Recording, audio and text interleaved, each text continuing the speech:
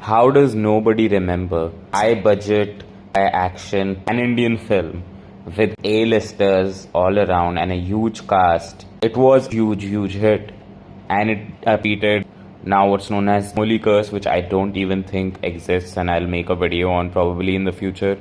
I'm talking about Saho, or as I like to call it, Sahu. I think it's Saho now that I realize it.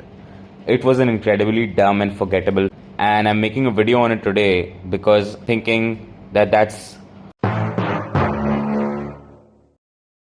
the film had an extremely convoluted plot that just worked its way around setting up action set pieces that completely took place in front of a green screen and had mediocre to shitty VFX. I think Kalki has really nailed down the pan-Indian film formula now, or Rajamouli has too, because Rajamouli's films are also pretty memorable and iconic.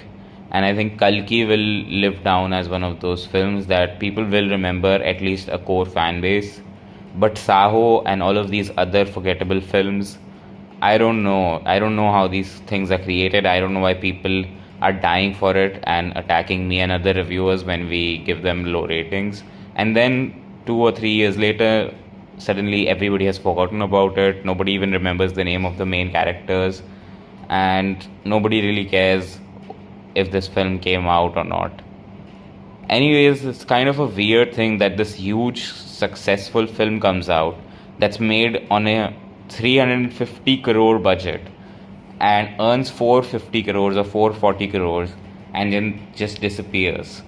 Although I would argue that a 350 crore movie needs to make like a 700 crore box office return, or if not 1,000 crore box office return, to really be successful. But still, this film wasn't a huge flop like a lot of the pan-Indian films that we are seeing now, or even back then.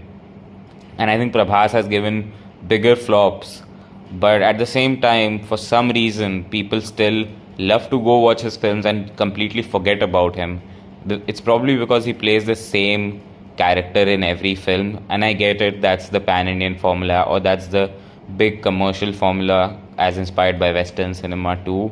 Like, just get a big dumb guy to play the same fucking role. Except you need to be charismatic. And I don't hate Prabhas because I do think that he can be utilized greatly in some roles.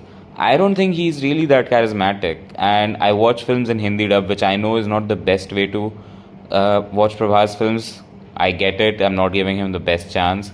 But the Sharat Kelkar voiceover doesn't seem to be the problem. It's more or less the dialogues that are written in Hindi and the overall acting and vibe that Prabhas exudes, which is so forgettable for me.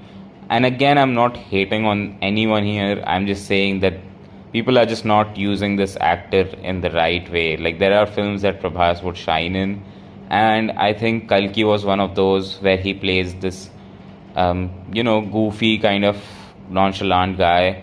And I could argue that Saho is like that, but there are pitfalls in the plot that really make this film forgettable and so inconsequential.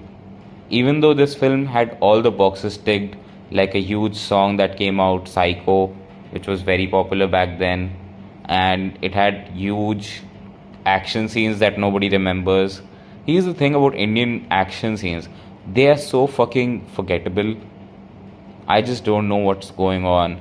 But this seems to be a cautionary tale for all the people that are making pan-Indian films, and especially viewers who are going crazy about these stars.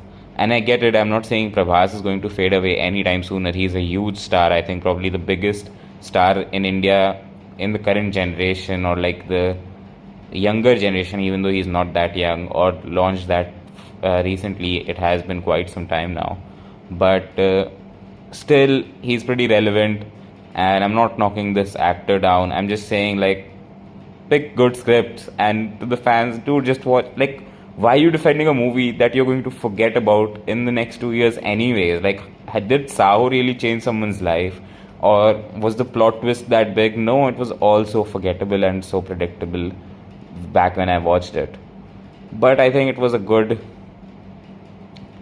attempt at making a sci-fi dystopian film at that time in India. But I still think that these films are not created out of passion for any kind of story that these storytellers want to tell or these filmmakers want to tell.